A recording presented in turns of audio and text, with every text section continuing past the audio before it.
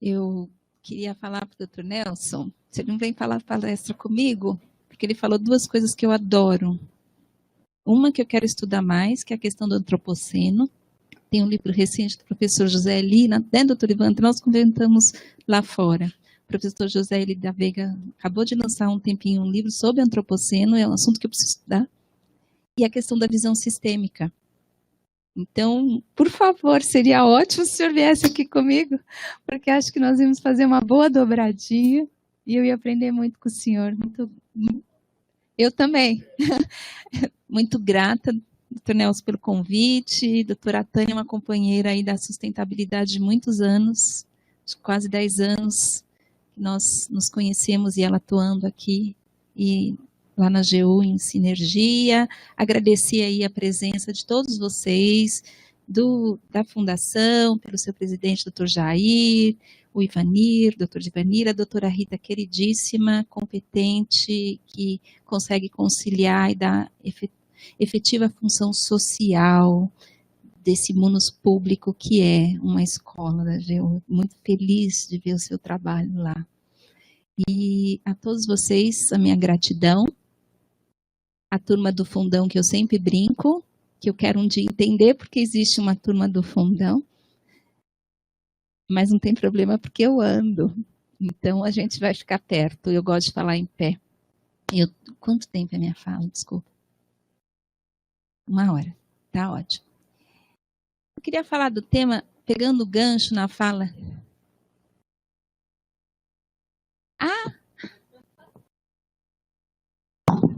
Uma coisa, sabe por que essas fotos? Porque tem na teoria do conhecimento, eu fiz filosofia, e tem na teoria do conhecimento um estudo que eu li uma vez que fala da função da gente ter o registro da memória institucional. Porque é o registro da memória institucional que vai possibilitar que cada instituição tenha a sua história. E a gente precisa do registro da memória para disseminar essa memória e para poder fazer depois futuramente uma reflexão sobre ela. Então, antes, quando me falavam de foto, eu achava estranho, mas agora eu sou a maior incentivadora de foto. Inclusive, eu ponho no Facebook, porque não é só nas vias oficiais, a gente tem que ter registro institucional das nossas organizações públicas, da nossa atuação. Então, por favor.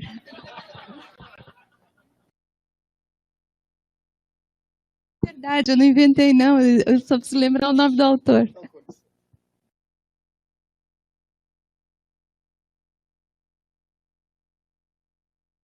De novo,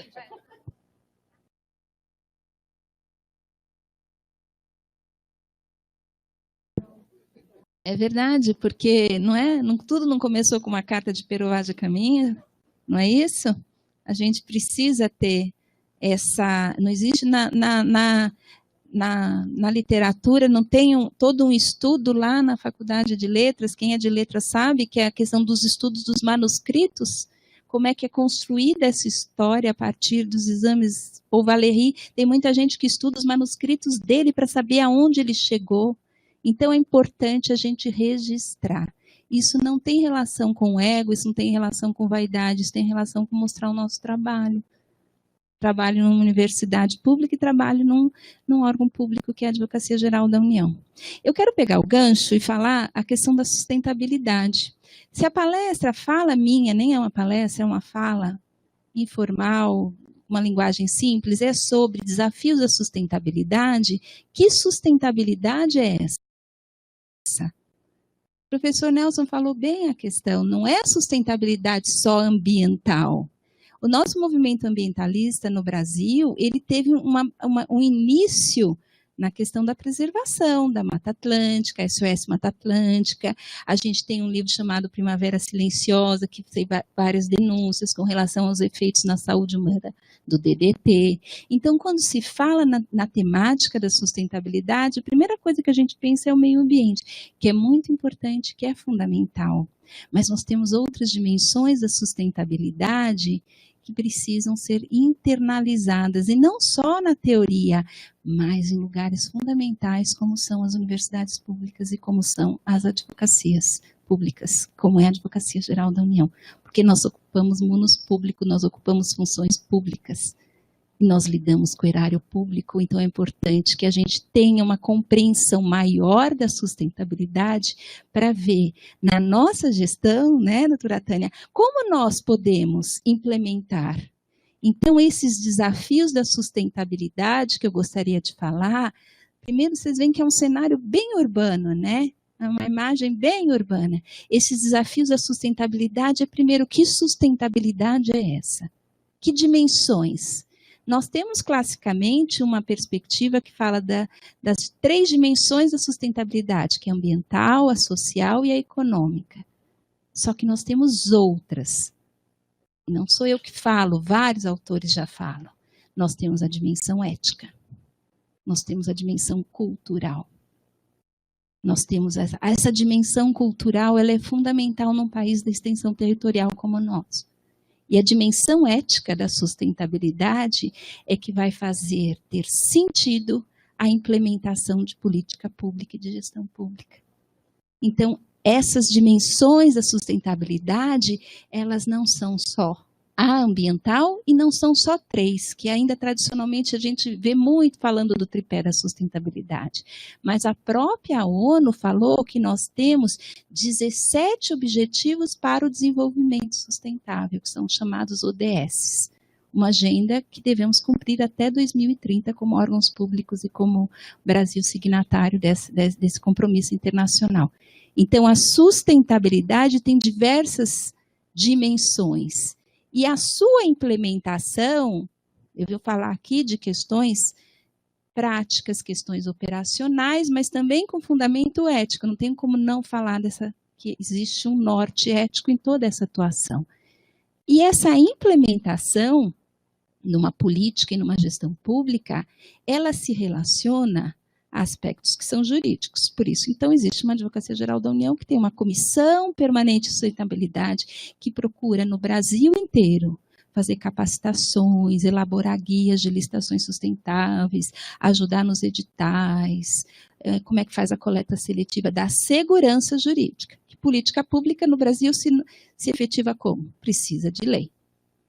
E nós estamos na gestão pública e nós temos que atuar na estrita legalidade. Então, existe um papel que é a questão de o que o direito vai colaborar e dar segurança jurídica para implementar essa sustentabilidade. Mas existem outros aspectos que estão relacionados à gestão pública que o direito não resolve, ainda bem, né?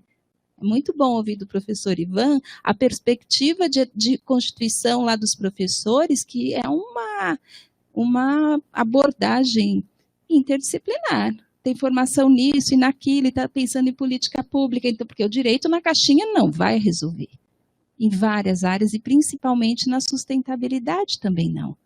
Então, essa mudança comportamental no setor público, ela é a grande, eu falo que é o calcanhar de Aquiles, mas também é aquilo que nos propulsiona para diante. Porque a partir do momento que nós identificamos a dificuldade de ter ações que sejam efetivas para a sustentabilidade nos órgãos públicos, nós conseguimos mapear, fazer os diagnósticos, fazer as capacitações, verificar como é que nós vamos atuar.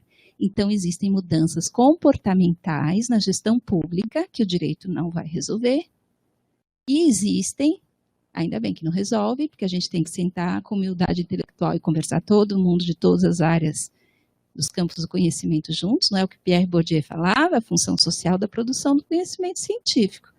A gente tem que estudar para ter alguma aplicação prática e sentar com o outro. Eu não sei, e aí, o que o senhor acha? O senhor é da medicina, como é que a gente vai, nessa questão da água, vai fazer? Né? Os anticoncepcionais na água é uma questão de saúde pública, é uma questão de sustentabilidade. E o lastro fundamental é a questão de termos um foco na ética ambiental.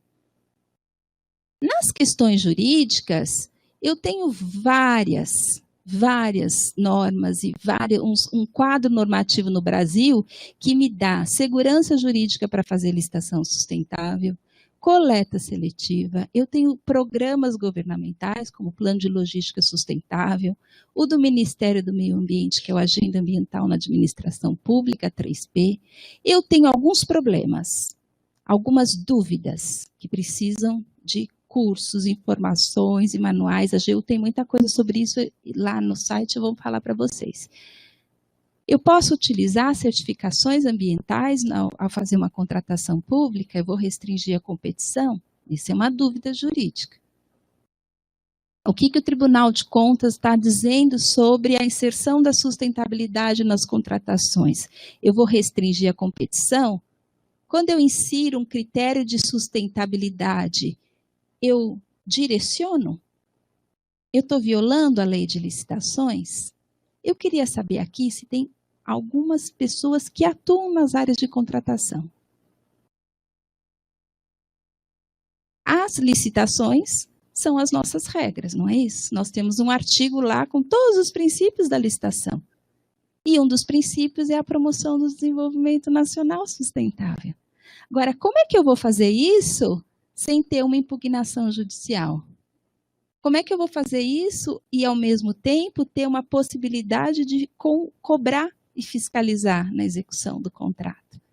Então, são várias, eu vou passar um panorama, são várias questões que o direito está aí para dar respostas. O primeiro ponto que eu acho fundamental é a gente pensar e quebrar um entendimento de décadas do direito administrativo de que a licitação ela se exaure em si mesma.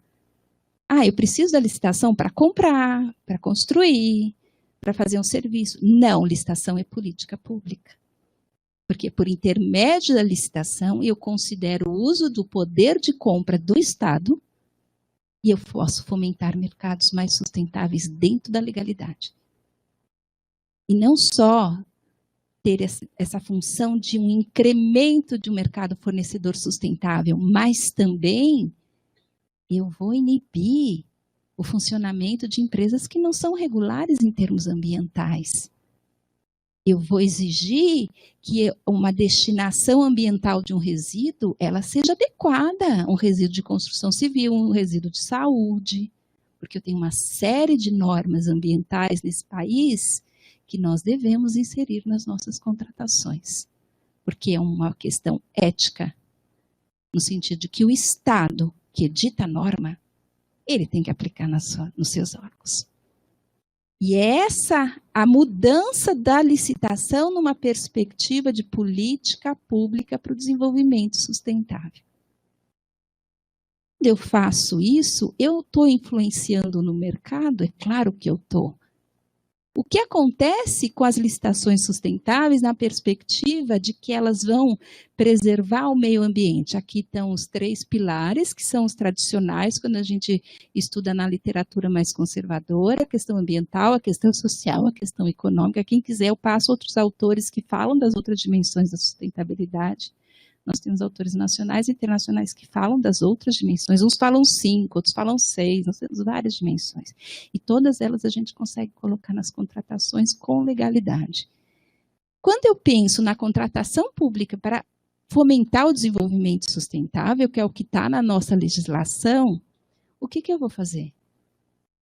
Além de fazer um bom uso do dinheiro público, eu vou estar exigindo o cumprimento de normatizações de sustentabilidade brasileiras, do CONAMA, da Anvisa, do IBAMA, da Política Nacional de Resíduos Sólidos, e além disso eu estou fazendo o quê? Como cidadão e servidor público, eu estou agindo com ética. E o poder está em cada órgão público. Por isso que eu vejo que há ainda uma dificuldade de se aplicar em alguns locais a licitação sustentável, porque não há essa mudança comportamental que se perceba que está ali na mão, na hora de elaborar um termo de referência. Inserir uma norma ambiental que não restringe a competição. E para isso a Procuradoria tem que estar junto com o gestor também, mostrando o que pode, o que não pode. E para isso tem que examinar o mercado. Eu vou falar brevemente aqui, passar um cenário sobre isso, tá? Quando eu penso numa licitação sustentável, alguém tem ideia quantos por cento do PIB por ano os órgãos federais contratam? Alguém tem uma ideia? Em um ano, o ano passado, quanto? Ah, não, esse dado é de 2016, desculpa. Quantos por cento do PIB as contratações federais de todos os órgãos federais representam? 20,2%. É muita coisa. Quantos por cento são sustentáveis? Segundo dados do Ministério da Economia, o secretário adjunto deu uma entrevista 2 meses atrás. Menos de 1%. Aí tem duas coisas. O professor Ivan que trabalha com dados, né, quantitativos. Ou eu não sei quais são os critérios para eles terem feito esse levantamento do que é o que não é sustentável, que pode ter escapado alguma coisa. Ou alguma coisa está muito errada. Porque se a gente contrata 20% do PIB de órgãos federais por dados do IBGE e menos de 1% tem critério de sustentabilidade, ou essa pesquisa a gente tem que esmiuçar lá, pôr uma lupa e ver quais são os critérios que eles estão considerando para mensurar, ou nós estamos fazendo muito pouco a nossa lição de casa. Isso eu não tenho resposta. Mas o que eu quero falar para vocês é que quando se implementa uma licitação sustentável, a gente está falando do uso do poder de compra do Estado. Isso é decisões e acordos do Tribunal de Contas da União. E as licitações sustentáveis, elas são uma realidade na União Europeia, em várias declarações e convenções internacionais. E o Brasil se comprometeu a implementar. No Japão, na Costa Rica, na Argentina. Cada país dá ênfase a um aspecto. Na Argentina, a ênfase é maior no aspecto social. Mas as licitações sustentáveis, elas estão ocorrendo mundialmente. Por quê? Elas se relacionam com o quê, além da questão ética?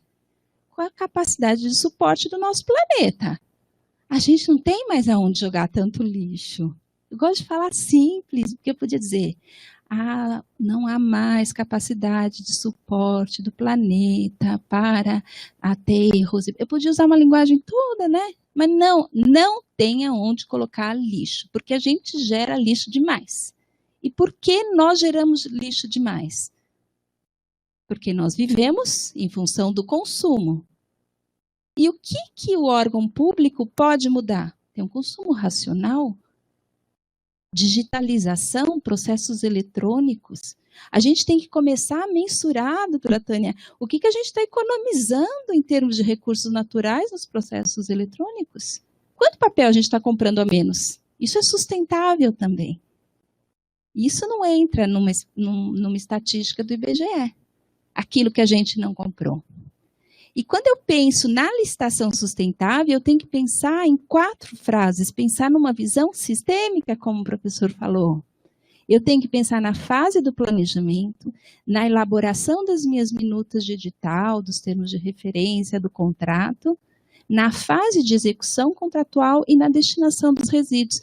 Hoje em dia todo mundo fala de economia circular, não é? Então é uma perspectiva da licitação como um ciclo. Eu tenho que gerar o mínimo de resíduo possível, e aquele resíduo que eu gero tem que ter a destinação adequada. Ou eu posso pensar qual vai ser o tipo de embalagem que eu vou escolher. Eu vou escolher o isopor para embalar? Ou eu vou escolher o plástico injetável? Qual que vai gerar menos resíduo? Qual que vai impactar menos? Então, a fase de planejamento, assim, numa apertada síntese, ela se refere a gente pensar. Primeiro ponto, a sustentabilidade ela não é facultativa. A Consultoria Jurídica da União aqui em São Paulo, onde eu atuo em 2 locais. Eu estou sediada aqui em São Paulo na Consultoria Jurídica da União e eu faço os pareceres. E o outro é essa comissão permanente vinculada à Consultoria Geral da União, que com um grupo de outros advogados a gente vai fazendo essas ações, que eu vou mostrar algumas para os senhores, de sustentabilidade para a AGU para o Brasil todo. A Consultoria Jurídica aqui em São Paulo, Dr. Jorge Bavassari, meu chefe, nós temos o quê? Todos os pareceres que saem de advogados da União para a Administração Pública Federal direta, assessorados pela CJU de São Paulo, a gente tem que, se o gestor não colocou o critério de sustentabilidade, a gente devolve e fala assim, justificar a não incidência de critérios de sustentabilidade. A gente quer dizer que é obrigatório, porque é. Então, tem que verificar e dizer, olha, não tinha critério de sustentabilidade legal para entrar aqui. Então, ela não é facultativa. Ela não fere o menor preço. Depende da especificação do objeto. Eu faço uma especificação sustentável baseada no catálogo de materiais sustentáveis do Ministério do Planejamento. Que licitante vai impugnar o catálogo governamental de uma especificação técnica de papel? Não vai. E quando o produto é mais caro? Gente, é muito en passant, porque esse material é 2 dias, é muito en passant. E quando o produto é mais caro? O produto sustentável é mais caro, o que eu faço? Não tem o mercado fornecedor, é 30% mais caro. Tem 2 opções, que são as opções de gestão, uma é jurídica e outra é de gestão. Compra um percentual. Compra 10% com a especificação sustentável. Você já está sinalizando para o mercado. Tem publicação da Secretaria de Meio Ambiente da Prefeitura mostrando como mudou. Tem paper publicado. No 2º ano já caiu o preço. Em determinada especificação sustentável comprou só um percentual. E a outra opção é fazer a intenção de registro de preço, que é uma ferramenta jurídica no qual vários órgãos se reúnem, escolhem as especificações dos produtos sustentáveis, só que vai ter uma quantidade maior. E o que acontece quando eu compro mais? O que acontece com o preço? O preço cai. Isso tem também papers publicados no Brasil falando sobre esse assunto. A primeira experiência sobre isso é de 2010, e está lá na revista do Serviço Público da ENAP, e a economia foi de 50%.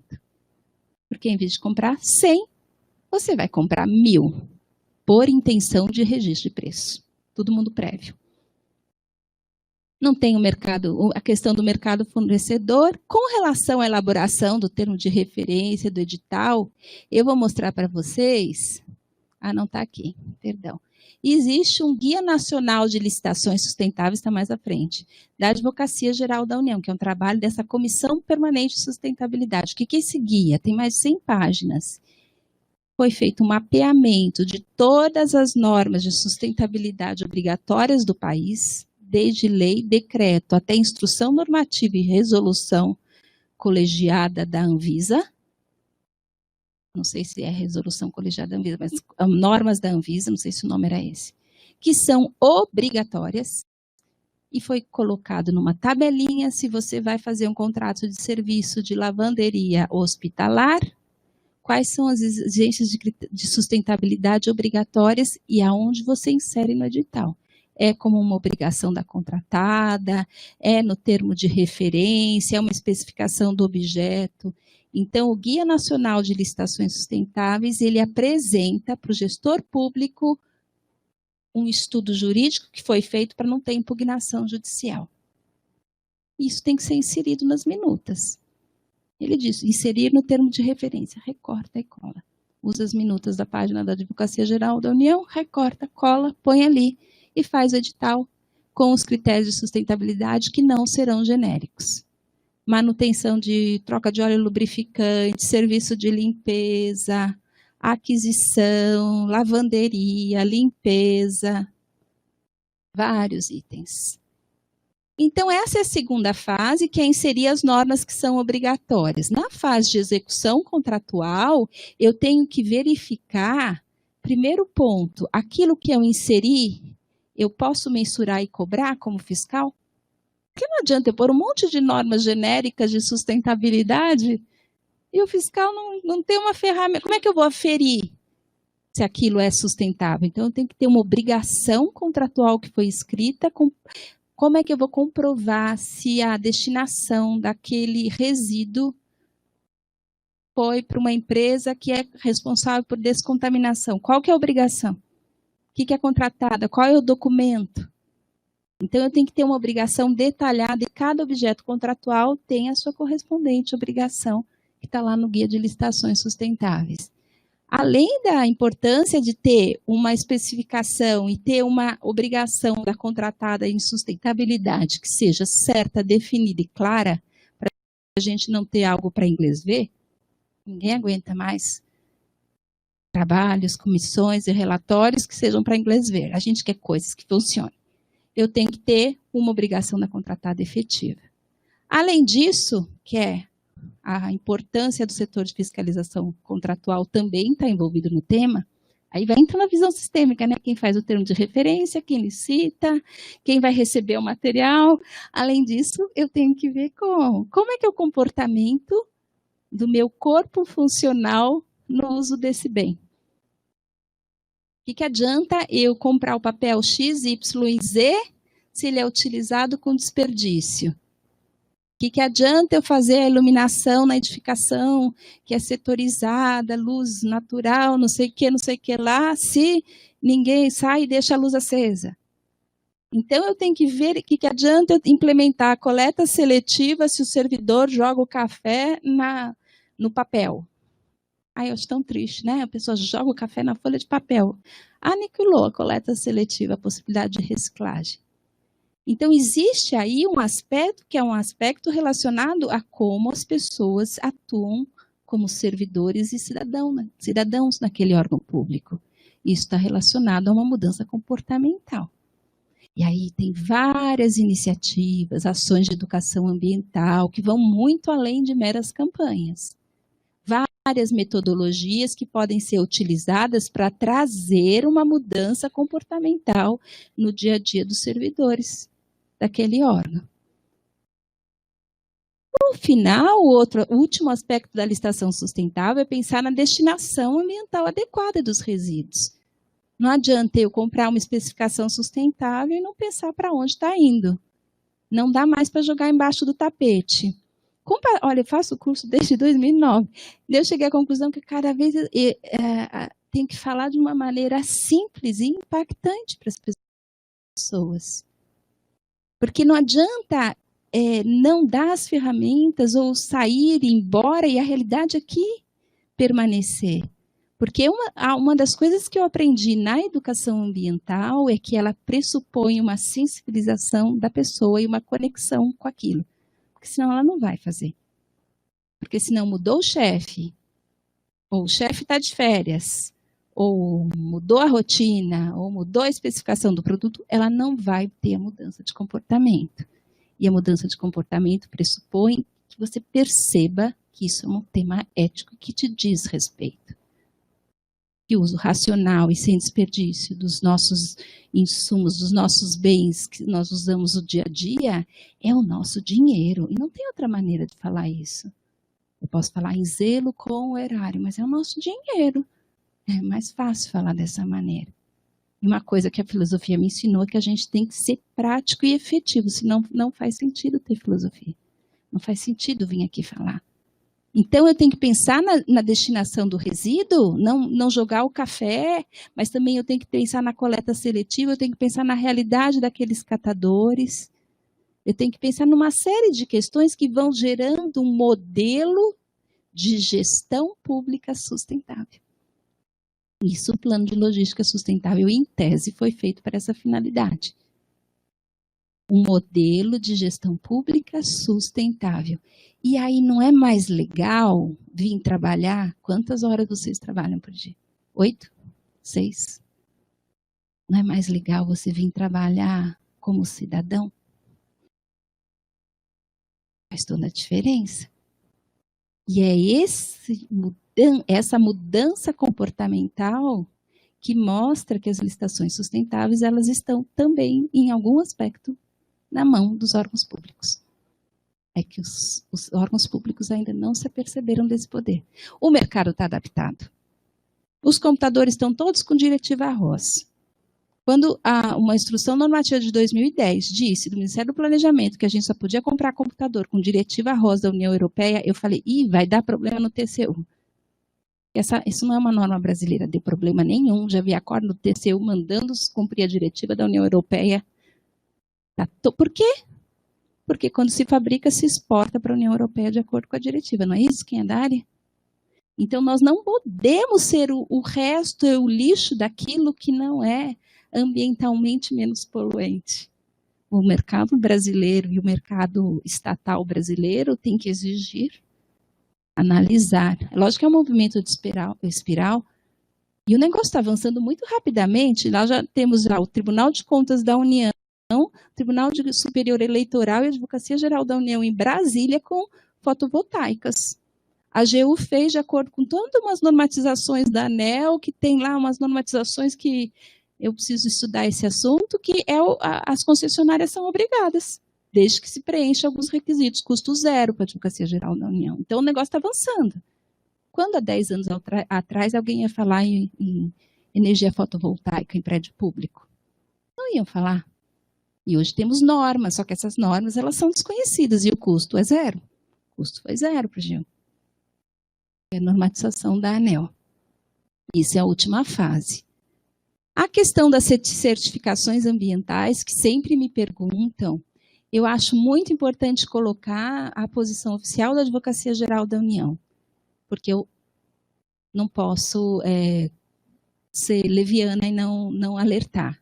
O Tribunal de Contas da União tem uma posição muito sedimentada de que não se pode pôr certificações. O selo, o Procel, tudo bem, mas eu não posso pegar uma certificação privada e colocar lá.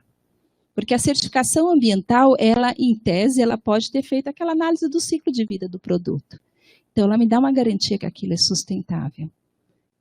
Só que, por cautela, no momento brasileiro que nós estamos de gestão pública pela sustentabilidade, ainda há impugnação do TCU com relação à exigência de certificações. Mas nós temos vários acordos do Tribunal de Contas da União dizendo que há total impropriedade, afronta a lei a não inserção de critérios de sustentabilidade nos editais, tá? Olha aqui, ó. Esse é um deles. E é antigo, hein? 2015. Eu gosto de colocar essa tabelinha para fazer uma brincadeira. Por que é só 1%?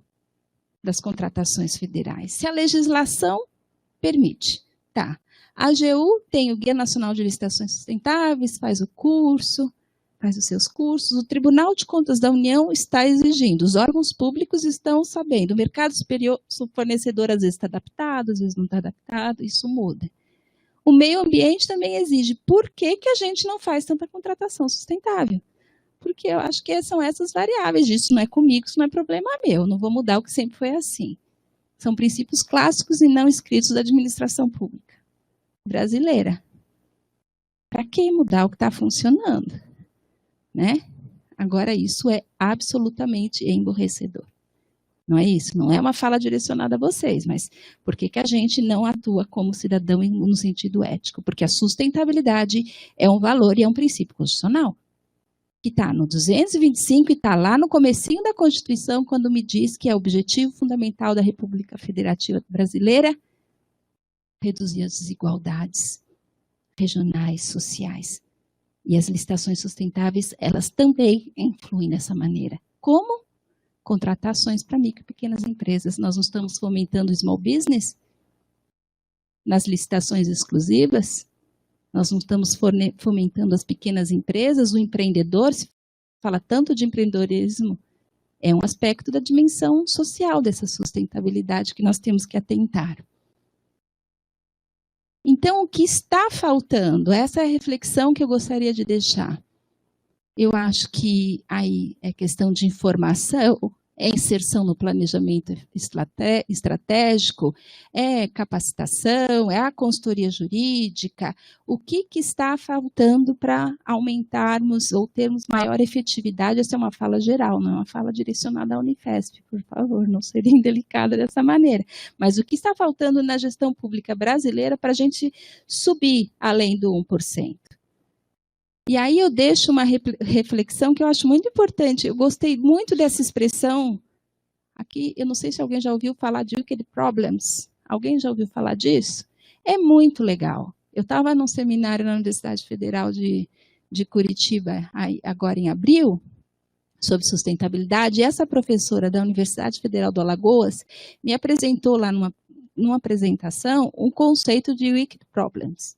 Porque a sustentabilidade é um problema assim, ele é complexo, ele não funciona na lógica cartesiana. Não é facinho. Nós estamos implementando e quebrando paradigmas de gestão pública quando nós inserimos a sustentabilidade na nossa contratação e na nossa gestão estatal.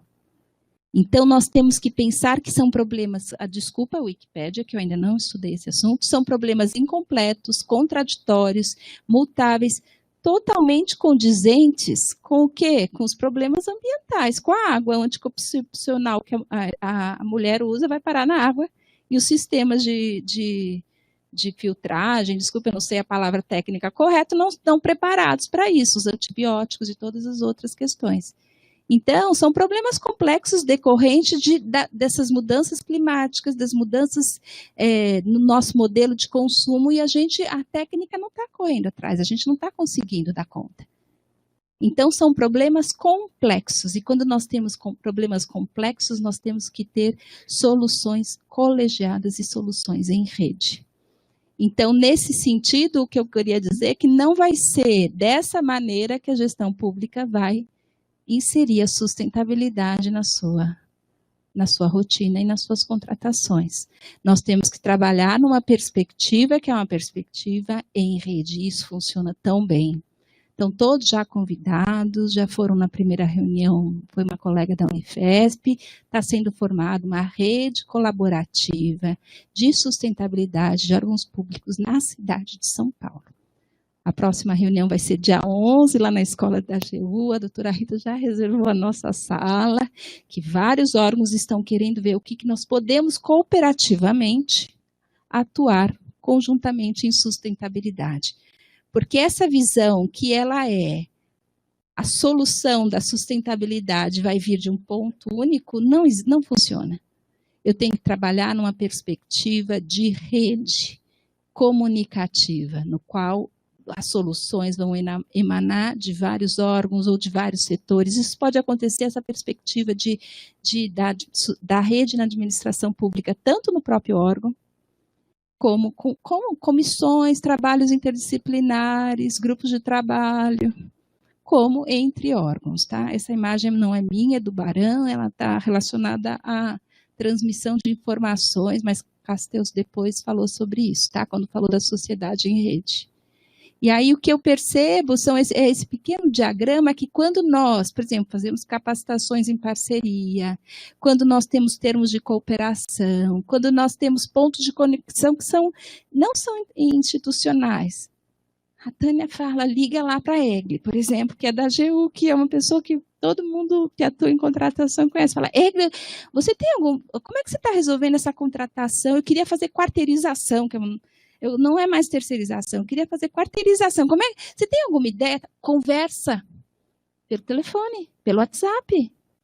Servidores públicos de órgãos diferentes. E esses pontos de conexão, eles não precisam ser necessariamente institucionalizados. E como é que nós vamos inserir catadores? Existem vários professores universitários no país atuando com órgãos públicos em conexão, em sustentabilidade. Aqui a professora Luciana Bitchol na FGV, o professor Juarez Freitas lá no Rio Grande do Sul. Vários professores voluntariamente estão atuando nessas redes para fomentar a sustentabilidade, tá? Então eu acredito muito que é uma maneira da gente tentar fazer isso na gestão pública, que são as conexões em rede, tá? Conversar mais. E aí eu finalizo deixando uma reflexão para vocês, que na instituição é pensar qual é a missão da instituição, qual é a missão da Unifesp, o fundamental papel e força da universidade pública e gratuita, e de que maneira, pela nossa história Unifesp, nós podemos contribuir de acordo não só com o nosso orçamento, como nas conexões com as atividades de docência, as pesquisas, para fomentar a sustentabilidade na Unifesp. E em cooperação com outros órgãos. Como nós podemos fazer capacitações em parceria? Como nós podemos fomentar tantas iniciativas? Nós vamos implementar, a AGU mudou há pouco tempo, finalizando, nós vamos implementar a coleta seletiva. O presidente da comissão de coleta, a primeira coisa que ele fez foi nos órgãos públicos lá perto para saber como é que está a situação, porque não adianta ele trabalhar sozinho e falar, aqui os catadores não vêm, não vai dar certo, porque nós temos que como órgãos federais, nós temos que destinar para cooperativas de catadores. Isso é uma obrigação do decreto de 2006. Então, ele já foi lá saber como é que estava a situação.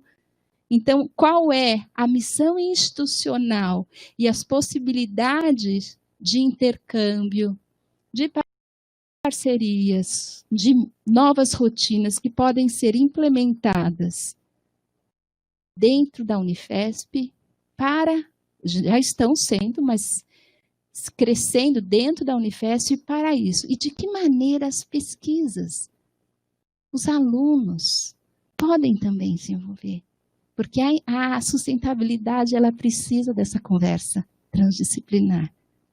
Que os nossos impactos ao meio ambiente, eles são danosos e não tem ninguém sentadinho na sua cadeira que vai resolver isso sozinho. Então, essa reflexão que eu queria deixar para vocês e que isso nos traz um sentimento e um reforço de cidadania e responsabilidade socioambiental. Responsabilidade socioambiental não é só para a empresa. A ISO 26000 é para a gente também. A gente também tem que seguir a ISO 26000, que fala da responsabilidade social e fala lá uma série de questões, né? É uma questão ética, nós, órgãos públicos. É isso que eu queria dizer, estou à disposição. Agradeço muito, obrigada.